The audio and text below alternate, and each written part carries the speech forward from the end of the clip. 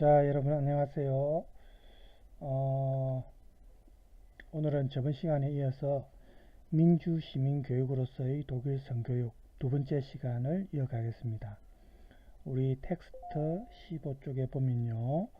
충동을 억압하는 도덕의 문제.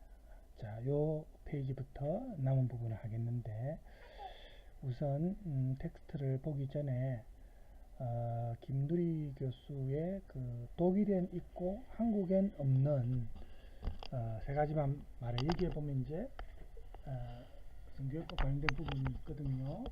조금 들어보고 텍스트를 보도록 하겠습니다. 어이구, 요즘 민티드 고체 치약이 여행용으로 핫하다던데 또 나만 몰랐어? 있네요. 됐어, 판단은 내가 한다. 일단 치약 주제에 자,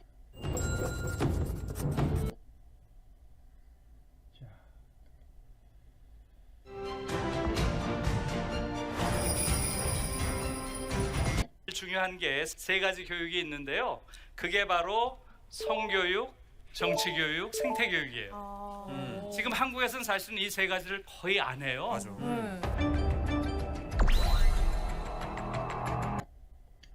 자, 여기서 이제 우리가 시간 관계상 우리 텍스트와 관계 있는 성교육 부분만 보겠습니다.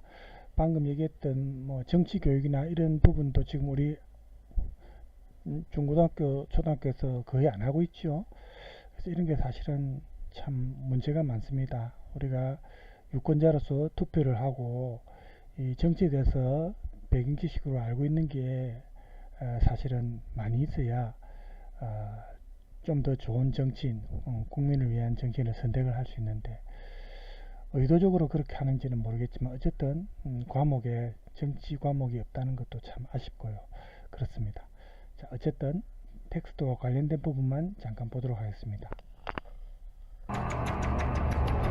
성교육을 하는 사실은 가장 중요한 이유가 성교육이 가장 중요한 정치교육이기 때문에 하는 거예요. 아도르노는 민주주의의 최대 적은 약한 자아라 그랬어요.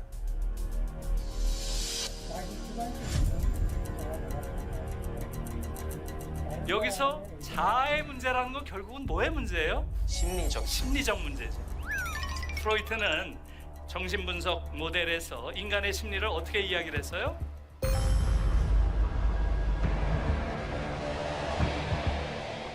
의식과 에고라고 하는 자아가 있고 그 위에 슈퍼에고라는 게 있고 그 아래에 리비도라고 하는 충동이 있다 이렇게 설명을 하죠. 네. 뭐 이드라고도 하는데요. 자아라고 하는 것은 바로 리비도라고 하는 아주 본능적인 충동, 주로 성적인 충동, 이것이 생겨날 때 비로소 자아라는 게 생긴다고 이야기를 해요. 그 다음에 그 위에 있는 슈퍼에고는 뭐예요? 사회적인 도덕, 규범, 윤리 이런 것들이죠. 그런데 지금 한국 같은 경우는 어때요? 슈퍼에고라고 하는 한국 사회의 규범이나 도덕이 이 리비도를 악마화해요. 공격합니다. 나쁜 것이라고. 그러면 이 사이에 껴있는 에고는 어떻게 돼요? 죄책감을 갖게 돼요. 죄책감. 이게 결정적으로 중요한 거예요. 왜냐하면 이 죄책감을 내면화한 자아는 권력 앞에 굴종한다는 거예요. 이게 권위주의적 성격 이론이라는 거예요. 독일에선 이 권위주의 성격 이론이 교육학에 받아들여져서 성교육이라는 게 가장 중요한 정치 교육으로 가르쳐지는 거예요. 그래서 독일 교육에서는 성교육 제1원칙이 윤리적 판단 금지의 원칙이 있어요. 왜? 성은 윤리와 아무런 관계가 없는 것이니까. 인간이 일정한 나이가 되면 그런 욕망이 생기는 것은 자연스러운 생물학적 현상이죠.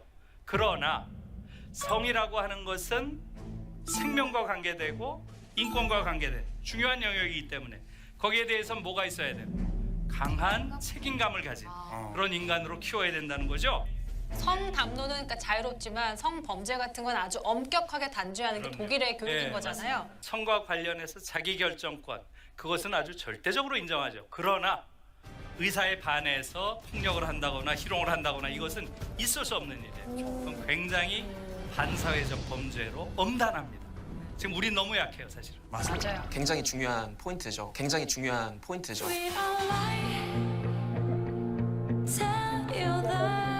그러니까 이를테면 저희가 초등학교 때 성교육 처음으로 3학년 때 봤는데 만화로 배워요.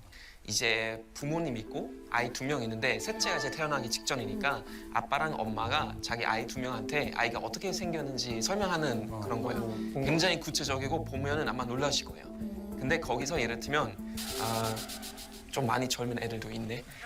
잠깐 좀 귀를 이제 자기 딸한테 그거 설명했을 때 딸이 이렇게 물어봐요. 그거 엄마도 원하고 아빠도 원하는 거예요? 그래서 엄마가 얘기해요. 네 맞아요. 우리 둘 다 그거 원한다는 얘기해요.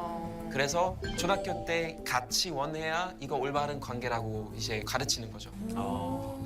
좋다. 어려서부터 아이들이 성과 관련해서 올바른 인식을 갖는 것이야말로 강한 자아를 기르는, 죄의식을 내면화하지 않는 인간으로 기르는 가장 중요한 일이라는 거예요. 그래서 성교육을 중요한 정치교육이라고 이야기를 하는 거예요. 그 다음에 두 번째 정치교육이라고 하는 것,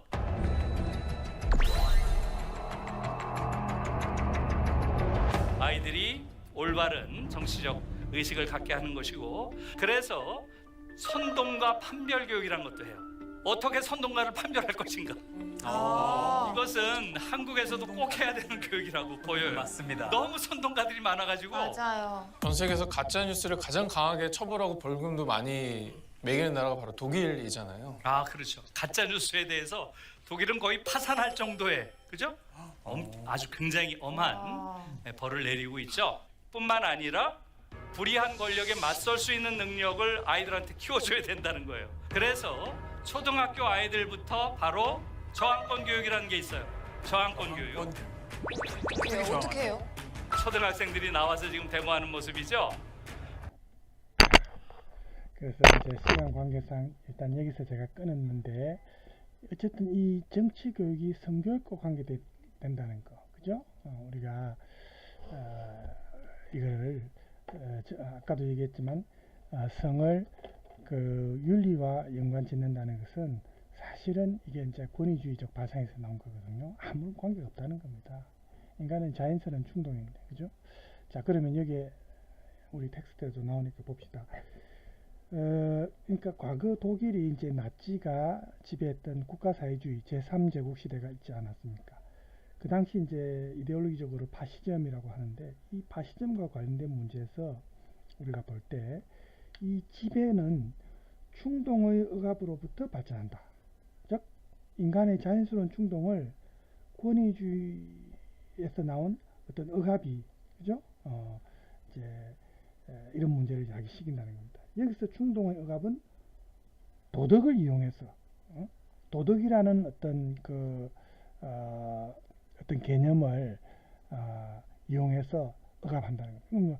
도덕적이지 못하다, 이런 식으로 이제 사람을 몰아붙인다는 거죠. 그죠?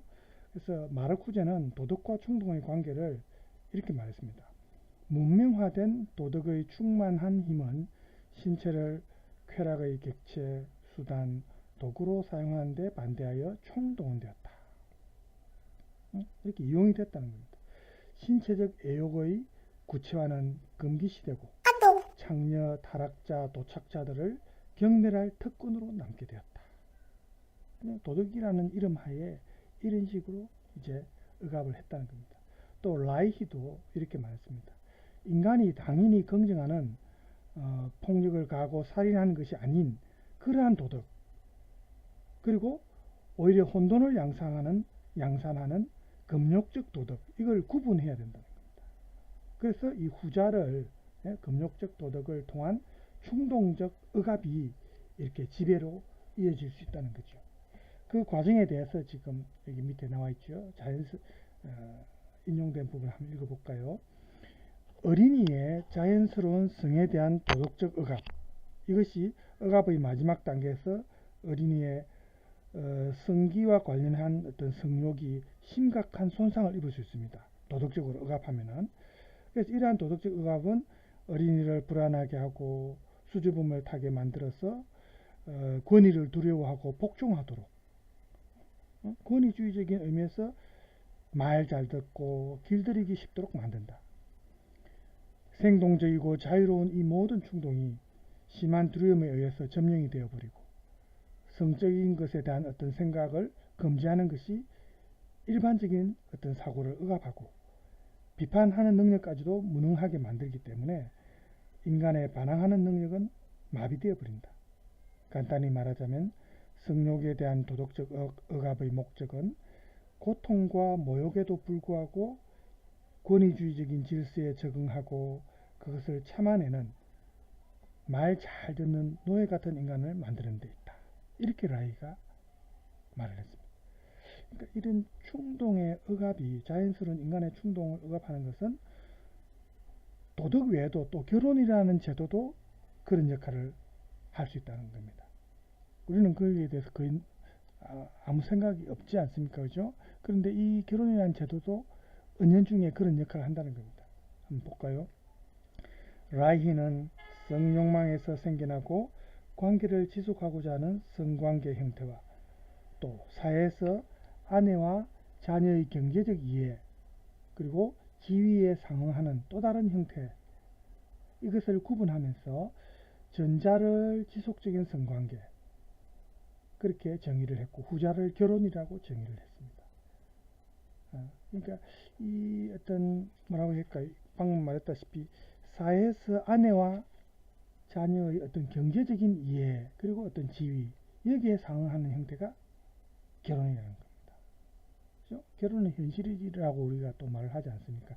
그냥 순수하게 사랑하는 마음으로 결혼하면은 그 문제가 안 되겠지만 결혼이라는 제도를 통해서 이제 두 사람이 서류상으로 행정상으로 연결되면 이게 그런 관계가 경제적 이해관계라든지 어떤 가족 간의 지위와 관련돼서 그런 형태가 생겨난다는 겁니다.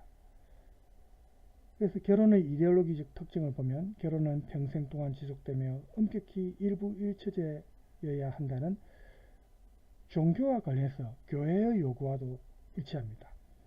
그래서 라이히는 결혼을 어떻게 보면 가부장제사의 핵심 제도다.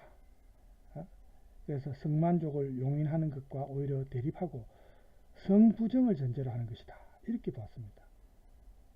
그래서 라이히는 결혼을 통해서 형성된 가족이 다음과 같은 정치적 역할을 하고 있다. 이렇게 말했습니다. 볼까요? 가족은 두 가지 정치적 역할을 지닌다. 첫째, 가족은 사람들을 성불구자로 만듦으로써 스스로를 재생산한다. 가부장적인 가족이 유지됨으로써 성억압, 이것도 역시 자신이 가져온 성장애, 신경증, 정신병, 성범죄 등의 결과와 함께 보존된다. 둘째, 가족은 권위를 두려워하고 삶을 불안해하는 복종자로 만들고 그로 인해 한 줌의 권력자에 의해 대중이 지배될 수 있는 가능성을 항상 새롭게 만들어낸다.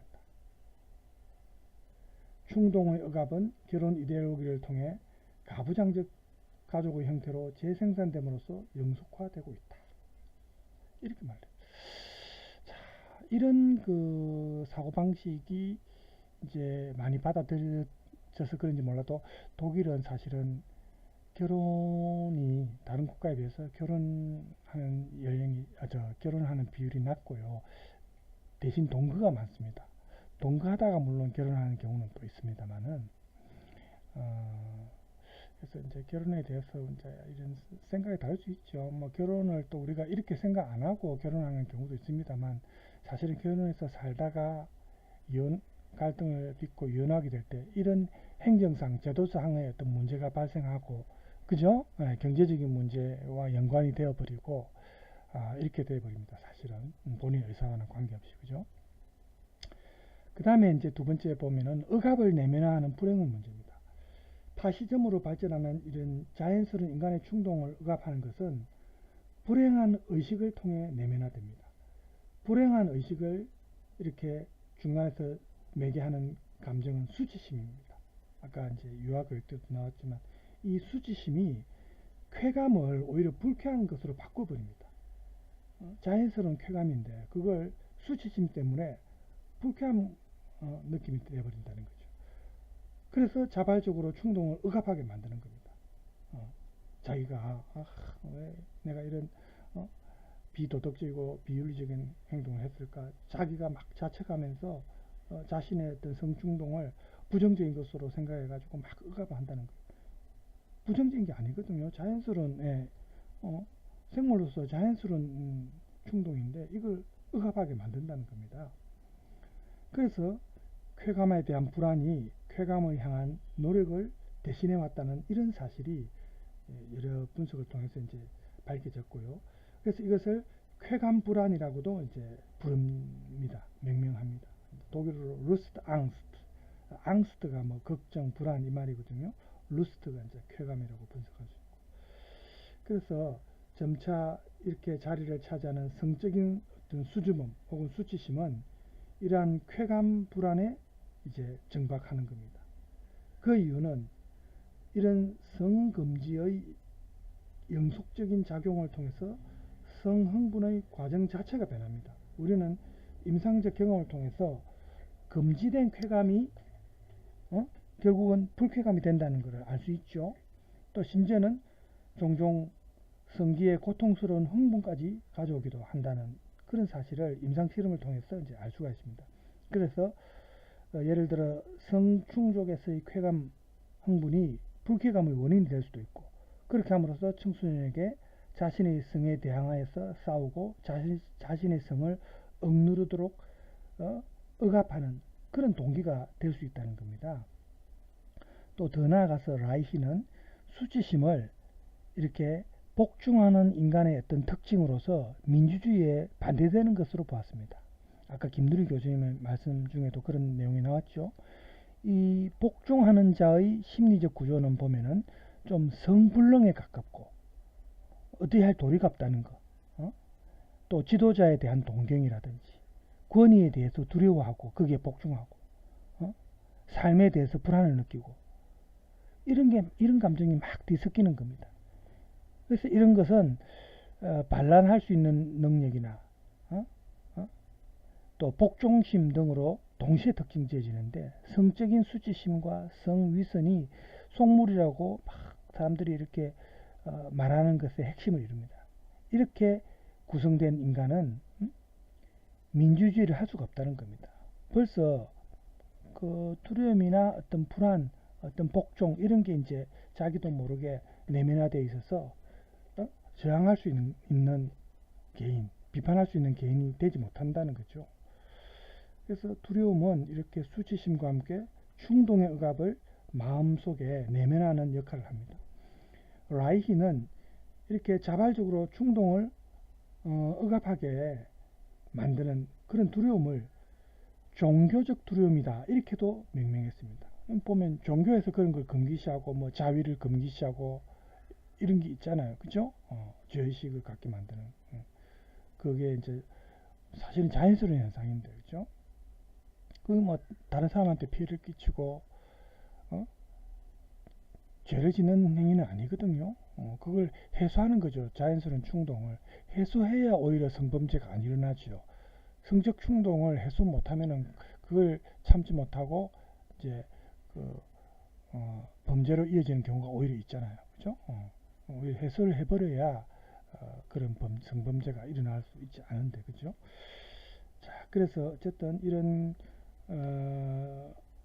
자발적으로 충동을 억압하게 만드는 두려움을 종교적 두려움이다 이렇게까지 이제 라이히는 정의를 했는데, 이런 권위주의적인 가족의 존속의 가장 중요한 전제 조건, 그리고 소시민 계층 사람들의 성격 구조 형성에서 가장 기본적인 토대가 되는 게 바로 이런 성을 금지하고 성을 죄악시한다든지 이런 성적 죄의식 때문에 이런 걸로 충만해 가지고 감정적으로 깊이 이렇게 이런 게 내면화된 그런 종교적인 두려움의 이게 이제 관철되었을 때 문제가 된다는 거죠.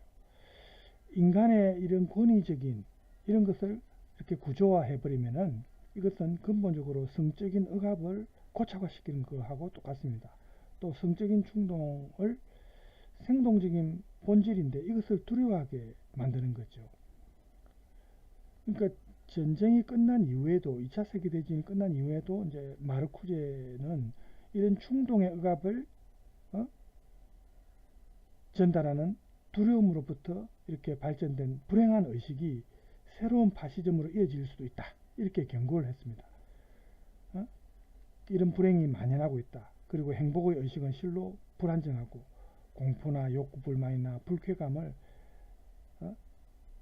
겨우 가린 표면일 뿐이다. 이런 불행은 쉽사리 정치적 동원에 이용될 수 있다. 의식을 발달시킬 여지도 없이 그것은 새로운 파시즘의 삶과 죽음의 방식을 위한 저장고가 될 가능성이 있다. 이렇게 마르쿠제가 말을 했거든요. 그래서 이렇게 억압을 마음속에 내면화하는 것이 오히려 불행을 만들 수 있는, 그죠? 권위에 저항할 수 없는 무능력한 인간으로 만든다는 것을 우리가 항상 알고 있어야 되겠고요. 자, 마지막 세 번째는 지배를 영속화하는 권위주의적 성격의 문제에 대해서 잠깐 보겠습니다. 권위주의적 성격은 저항하고 비판하는 능력을 가로막습니다. 그래서 지배를 영구히 하려는 그런 기능을 갖습니다. 굴종하는 태도가 권위주의적 성격의 중요한 특성을 이룹니다. 권위주의 사회를 특징짓는 것은 청년이 스스로의 현실 생활에 대해서 자기 자신만의 어떤 의식을 지니지 못하고 그래서 멍청하게 무의도식하거나 맹목적으로 복종하는 것입니다. 라이히의 말입니다. 그 다음에 호르크하이머와 테오도르 아도르노가 한 말을 볼까요? 문화산업을 통해 대중들에게서 저항하고 비판하는 능력이 마비되어 가는 과정을 날카롭게 짚어냈습니다. 이 두 사람이. 그래서 현실의 불행한 사람들처럼 만화영화 속의 도널드 덕이 채찍질을 당하는 데서 관중들은 스스로가 받는 자기 벌에 오히려 당연한 것처럼 익숙해지게 됩니다. 피지배자가 스스로 지배에 굴종함으로써 혁명의 가능성은 아예 가로막혀버리고 권위주의의 어떤 지배가 계속 영속화 된다는 것입니다. 그래서 이렇게 합리주의 태도나 이것도 굴종의 태도와 함께 지배를 계속해서 굳건하게 만드는 역할을 합니다. 여기서 합리성이라는 것은 기술적 합리성, 도구적 이성을 의미합니다. 즉 변증법적으로 사고하고 전체 구조 속에서 반성하는 데 필요한 어떤 조건으로서 이용이 된다는 거죠. 오히려 합리주의적 태도는 지배의 이해관계를 대변합니다. 이성이 지배의 도구로 전락해버리는 그런 과정에 대해서 호르크하이머가 한 말을 보면요. 정신적인 영역에서 일어난 이와 같은 힘의 전환, 이것은 정치적 영역에서 힘의 지배가 이루어질 수 있는 기반을 마련해준다. 이성은 자율성을 포기한 후에 도구로 전락했다. 이렇게 말했습니다. 자율성이, 인간의 자율성이 굉장히 중요하다는 거죠. 우리가 비판할 수 있는 능력, 저항할 수 있는 능력을 위해서는 이 자율성이 밑바탕에 깔려 있어야 되거든요. 오늘날 기술적인 합리성이란 지배의 합리성 그 자체다. 이렇게 호르크하이머가 아도르노도 그렇게 말했습니다. 자, 이제 마지막으로 이제 독일 성교육의 특성을 이제 우리가 보면서 마무리할까 싶습니다. 여기서 이제 우리가 독일 성교육 분석을 위해서 독일 연방보건교육센터의 성교육 자료들을 분석 대상으로 했는데 여기 보면요. 임신 및 가족지원법이라 해가지고 이 성교육학적 요구나 이런 것과 관련된 연방집행기관이 독일 연방보건교육센터입니다. 그래서 여기에 보면 1조 1항에 이 연방보건교육센터의 역할이 명문화되어 있습니다.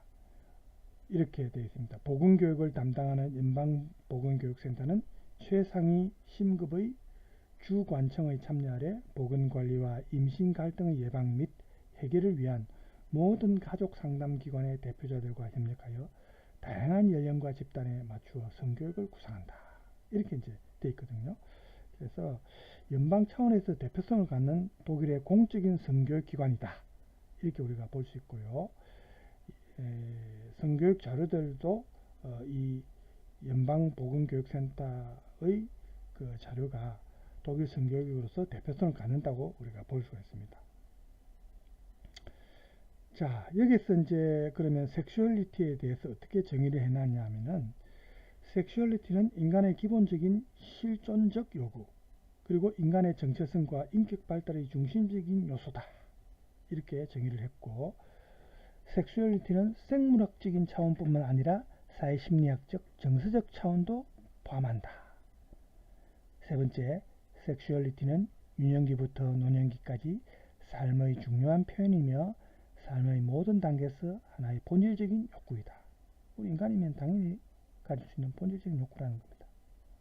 그래서 섹슈얼리티 개념에 대해서 이렇게 폭넓게 정의를 했고요. 이런 측면들을 우리가 고려하면서 자기 스스로 결정하고 책임감 있게 삶을 형성하는 길을 인도하는 폭넓은 성교육 역할에 대해서 이걸 이제 전제 조건으로 내세우고 있는 겁니다.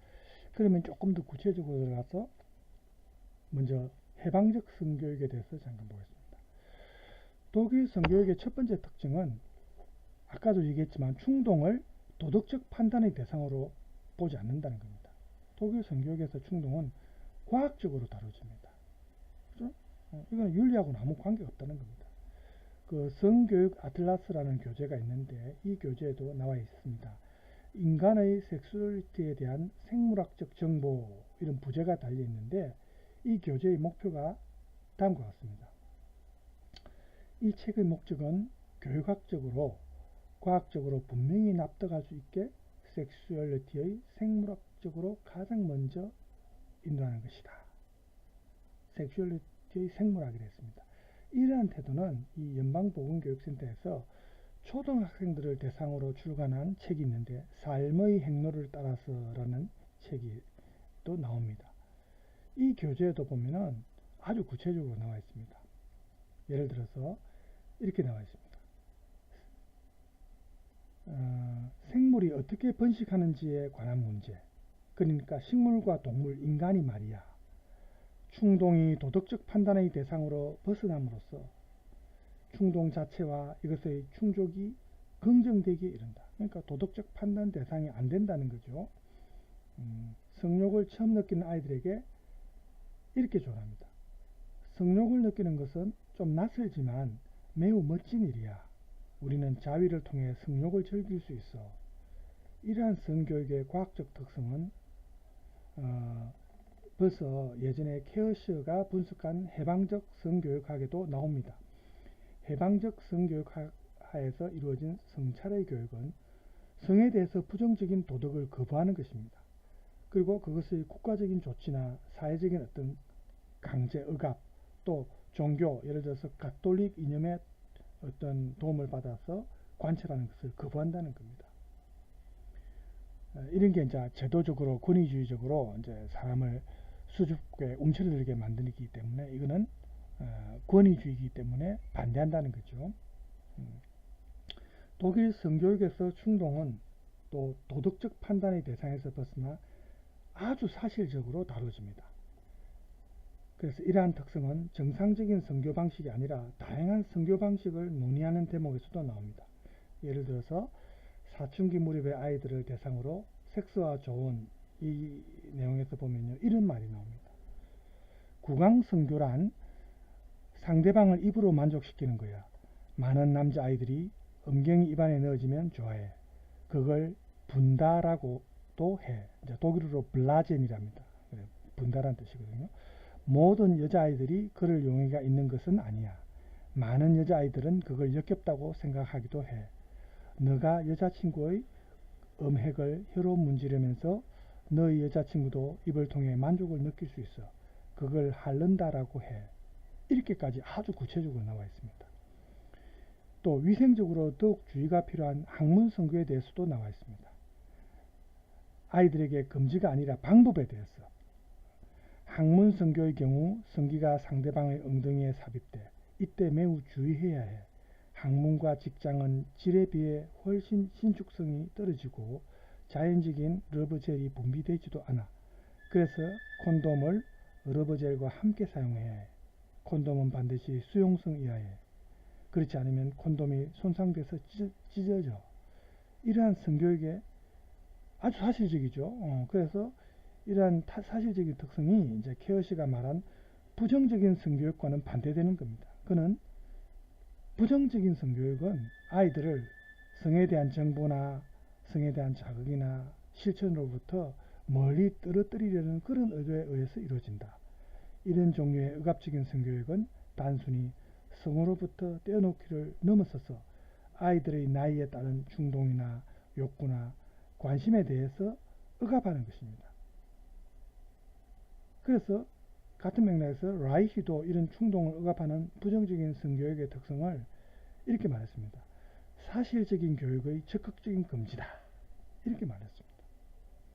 독일 성교육에서 이런 충동이 사실적으로 다뤄짐으로써 충동에 대한 억압을 극복한다는 것을 의미합니다. 자, 어떤 수강생에 따라서 이런 내용에 대해서 좀 놀라우면서 아니 이렇게까지 구체적으로 이렇게 이제 생각하시는 분들도 있을 수 있는데 이렇게 구체적으로 해서 아주 객관적으로 이제 사실을 알 수 있게 한다는 겁니다. 그러니까 어떤 잘못된 성상식으로 인한 잘못된 결과, 그죠? 또 위생상으로 어떤 질병이나 이런 걸 초래될 수 있는 것을 미연에 방지할 수 있다는 거죠. 그래서 사실은 이렇게 해버리면은 오히려 성범죄나 성에 대한 잘못된 어떤 상상력이나, 그죠? 잘못된 정보가 원천적으로 봉쇄될 수 있는 효과가 사실은 있는 거거든요. 계속해서 조금만 더 보면요. 독일 성교육의 또 다른 특징은 일부 일처제 혹은 가부장제 같은 폐쇄적 관계, 억압적 관계, 남성 우위의 관계죠. 가부장적인 그런 관계를 전제로 하지 않는다는 것입니다. 독일 성교육에서의 관계는 개방적으로 다뤄집니다. 그래서 이러한 특성은 1차적으로 사랑과 섹스를 구별하는 것에서 발견됩니다. 그 성교육 교재인 삶의 행로를 따라서에서 이런 표현이 있습니다. 종종 사람들은 서로를 진정으로 사랑하지 않아도 섹스를 해. 그들은 단지 서로 좋아할 뿐이거나 섹스를 하는데 즐거움이 있어. 이러한 유의적 성관계가 반드시 이성애적 성관계를 전제로 하지 않는다는 점에서도 독일 성교육의 개방적 특성이 나타난다. 대부분의 어른들과 청소년들에게 섹스는 많은 즐거움을 줘서 사람들은 섹스를 꼭 한 번만 하는 게 아니라 반복해서 해. 이때 매번 아이가 생기지 않도록 사람들은 피임 도구를 써. 그리고 여자 둘이서 혹은 남자 둘이서 서로 성관계를 하면 그들은 비록 즐거움은 얻지만 아이가 생기지는 않아. 그건 오직 여성의 난자에 남성의 정자가 수정되었을 때만 이루어져. 다른 한편 독일 성교육의 개방적 특성은 이별에 대해서 조언하는데도 또 나옵니다. 섹스와 조언해서 나오는 표현을 잠깐 보면요. 만약 상대방이 너를 존중하지 않고 대한다면 너희들의 관계에 중요한 기반이 결여된 거야. 만약 너가 상대방으로부터 조롱당하거나 무시당한다고 느낀다면 너는 상대방에게 얘기를 해야 해. 그게 도움이 안 된다면 헤어지는 것을 고려해야 해. 이렇게 해야지. 그죠? 그러니까 서로 간에 어떤 사랑하는 감정이 전제되지 않는 그런 상태에서, 그죠? 어떤 관계는 이제 문제가 될 수 있다는 거죠. 그러니까 상대방을 어떤 자기의 성상품으로 막 이렇게 대하면서, 그죠? 상대방을 조롱하거나 무시하거나 만약에 이렇게 되어버렸을 때는 이런 관계는 정상적인 관계 아니라는 거죠. 이때는 헤어져야 된다는 거죠. 그리고 이제 만약에 강제적인 상태에서 이루어지면 아까 방송 영상에서도 나왔지만 이거는 법적인 처벌도 받을 수 있고, 그죠? 거기에 대해서는 굉장히 또 엄격하다고 처벌이 엄격하다겠죠. 일찍이 해방적 성교육학 구상을 정립한 이런 이제 정신분석학자 헬무트 켄틀러라는 분이 한 말을 잠깐 보면요. 성적 개방성에 대한 요구는 인간의 억압과 고통을 줄이기 위해서 문화, 규범, 지배관계의 변화를 요구하는 의식의 표현이다. 이렇게 말했습니다. 그러니까 이런 독일의 성교육의 개방적 특성은 결국 관계로부터 나온다. 관계로부터 비롯되는 그런 충동의 억압에 대해서 거부한다는 겁니다. 자연스러운 인간의 충동을 억압하는 것. 권위든 무엇이든 어떤 정치적 의도든 간에 이걸 강제로 억압하는 것. 이거를 거부한다는 것. 여기서 출발했다는 걸 우리가 알 수 있습니다. 그 다음에 이제 성교육이 또 남은 게 두 개가 있습니다. 행복한 성교육이 있고 성숙을 위한 성교육이 있습니다.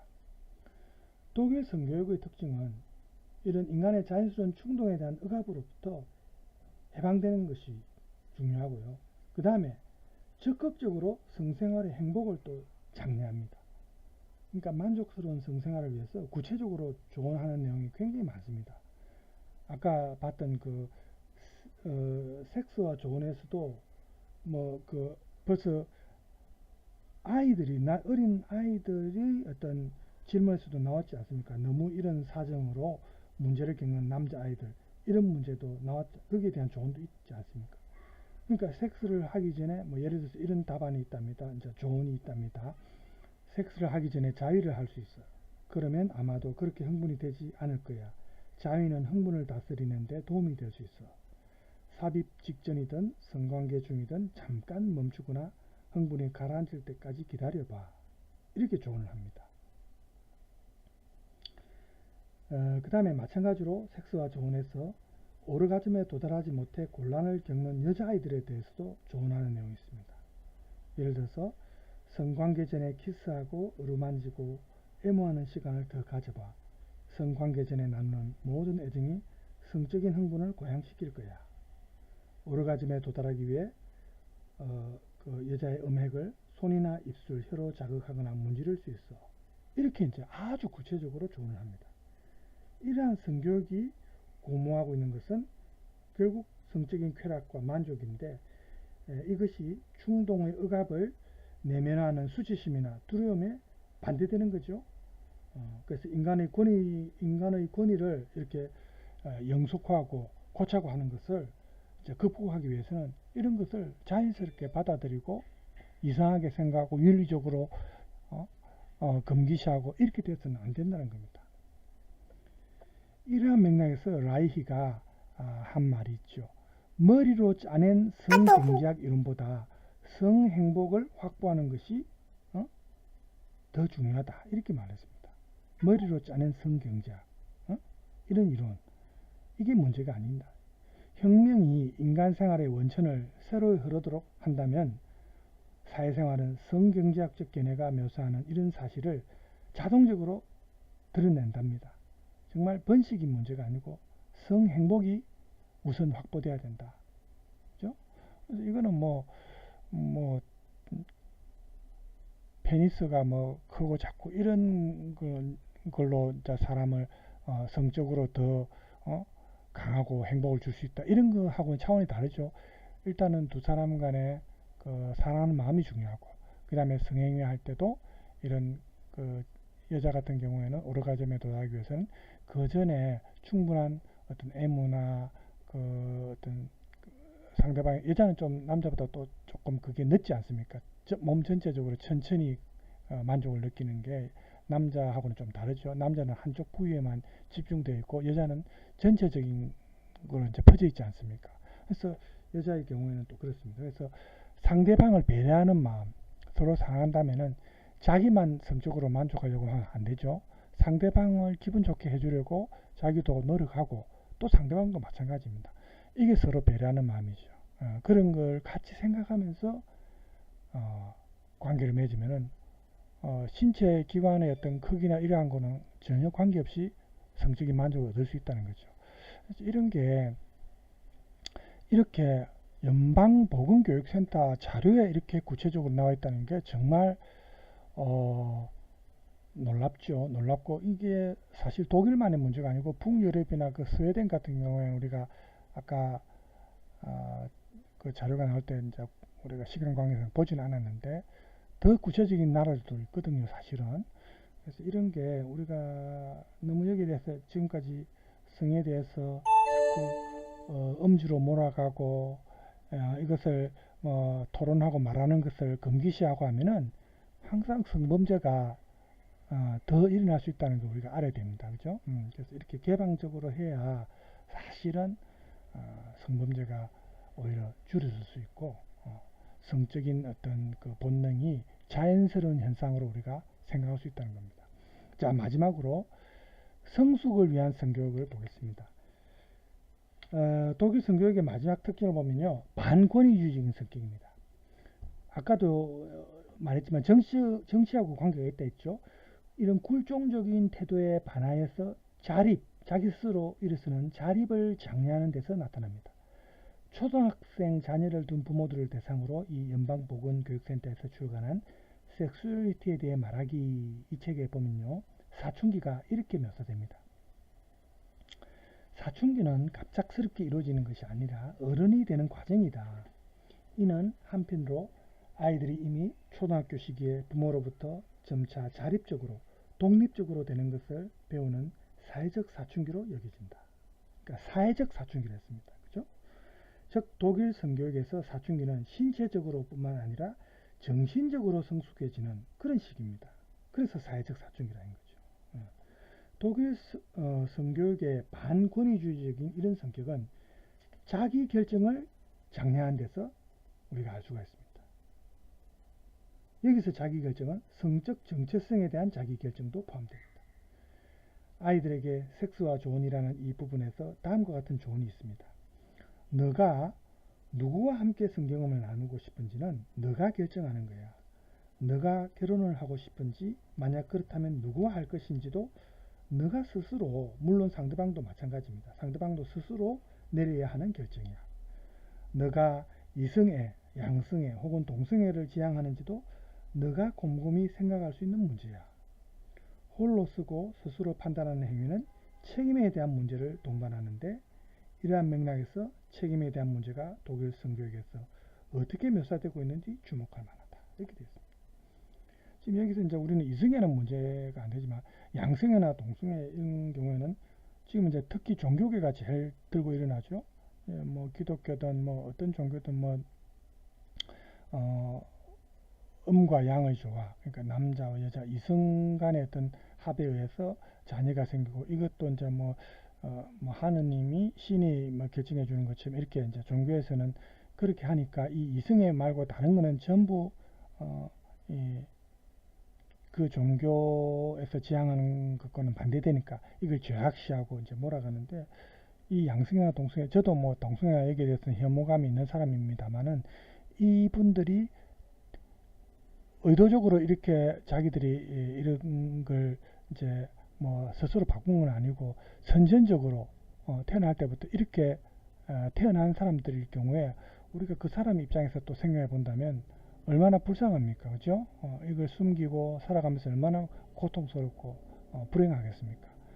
심지어는 심한 경우는 이렇게 해서 이제 살지 못하고 자살한다든지 부모와 서로 이제 부자 간의 연을 끊는다든지 이런 경우가 많이 생기잖아요. 그래서 어쨌든 이런 내용도 우리가 결국은 자기 스스로 결정한다는 자기 결정이라는 관점에서 볼 필요가 있다는 겁니다. 그래서 책임감이 중요하다는 거죠. 자, 이 책임감에 대해서 이렇게 말을 합니다. 책임감은 멋진 기분이야. 그건 너를 강하게 만들어. 그리고 우리가 성장하고 있다는 증거야. 지금까지 논의된 이런 자립이나 자기 결정이나 책임의 가치를 장려하는 게 독일의 성교육입니다. 이게 결국은 자율적인 성교육이다. 이렇게 우리가 정의를 내릴 수 있지 않습니까? 아도르노에 따르면 이 자율성이라는 것은 아우슈비츠 원리에 반대되는, 여러분 아우슈비츠 알죠? 강제수용소. 독일의 그 홀로코스트가 생긴 유대인들을 대학살한 이 아우슈비츠 강제수용소의 원리에 반대되는 유일하게 진정한 힘이 이 자율성이라는 겁니다. 독일인들이 그 히틀러나 국가사회주의에 저항할 수 있고 어떤 자율적인 어떤 그런 저항할 수 있는 능력이 있었으면 히틀러가 아마 집권하지 못했을 거예요. 그래서 독일은 이 성교육에 대해서도 이 정치와 연관을 시킨다는 거죠. 아도르노는 이러한 자율적 성교육은 반파쇼적 성교육, 그러니까 파쇼에 반대하는 그런 성교육을 의미합니다. 그래서 아도르노가 아우슈비츠 원리에 반하는 유일하게 진정한 힘은 자율성이다. 칸트의 말을 빚어서 표현한다면 성찰하고 스스로 결정하고 동조하지 않는 힘이다. 제 이름이 나오네요. 동조. 예. 물론 제 이름은 한자어로 동력동의 아침 조자입니다. 이 동조할 때의 동조라는 한자어는 아닙니다. 그러니까 수동적으로 거기에 따르는 다수의 그냥 자기 자신의 어떤 결정이나 주체성 없이 따라가는 게 이게 안 된다는 거죠. 그렇게 되면 이제 다시 파쇼 같은 그런 세력이 집권할 수 있다는 거죠. 독일 성교육의 반권위주의적인 성격은 합리주의적인 태도가 아닌 사려 깊은 이성적 태도를 장려하는 데서 찾을 수 있다. 이 두 태도를 근본적으로 구별짓는 것이 바로 다른 사람에 대한 배려입니다. 독일 성교육에서는 자아의 충동뿐만 아니라 타자의 욕구, 서로의 관계에 대한 강조가 나타납니다. 아까 제가 했죠. 자기만 만족하면 안 된다 했죠. 상대방에 대해서도 배려하고 상대방도 만족을 느낄 수 있도록 그걸 항상 생각해야 된다는 겁니다. 그래서 섹스와 조언에서 아이들에게 자 이거 삭제할게요. 섹스와 조언에서 아이들에게 성관계에서 중요한 것을 이렇게 묘사합니다. 섹스에서 근본적으로 중요한 건 양성의 성기가 기능하는 게 아니라 서로의 욕구와 친밀함이야. 서로의 욕구와 친밀함이 중요하다는 겁니다. 이때 자아와 자유 사이에 타자가 들어서면서 자유는 조건적 자유가 된다.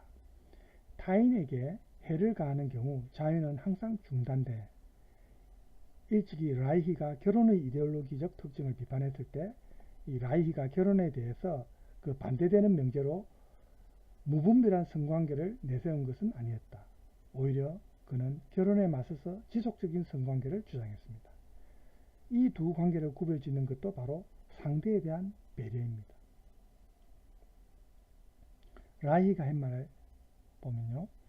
1시간이나 혹은 하룻밤 동안의 관계로 매우 잘 표현되는 일시적인 성관계는 성관계 상대에 대한 부드러운 관심이 없기 때문에, 즉 그 상대방을 배려하는 관심이 없기 때문에 지속적인 관계와는 구별된다. 일회성 성관계하고는 구별된다는 거죠. 위에서 분석한 이런 독일 성교육과 라이히의 주장을 우리가 연결해서 보면은 이렇게 상대방에 대한 부드러운 어떤 배려하는 관심은 지배와 노예를 매개하고 있는 저 인간의 도구화, 인간을 수단으로 이용하는 이러한 것을 극복한다. 이렇게 볼 수 있습니다. 그러니까 성교육이 이렇게 정치와도 연관된다는 것을 우리가 이번에 이 텍스트를 통해서 알게 되었다는 게 저는 여러분한테 어쨌든 많은 도움이 되지 않았을까 하는 생각을 합니다. 개인적으로. 그냥 성관계에 대해서는 정치와는 전혀 무관하다고 아마 여러분들이 생각해왔죠. 어떤 저항정신이나 자율성과는 무관하다고 아마 생각했을 겁니다. 그죠? 그냥 진세적인 쾌감, 성적인 쾌감만 아마 생각했지 않겠습니까? 그죠? 그런데 그게 아니라는 겁니다. 지금 시간을 50분 다 됐네요. 자, 그래서 뒤에 나가면은 제가 생략하겠습니다. 앞에 이제 우리가 했던 내용 요약을 한 부분이기 때문에. 그래서 오늘 이 정도로 해서 이제 민주시민교육으로서의 독일 성교육을 마치고요. 또 다음 시간에는 다른 주제로 또 여러분과 만나겠습니다. 오늘 여러분 수고 많았습니다.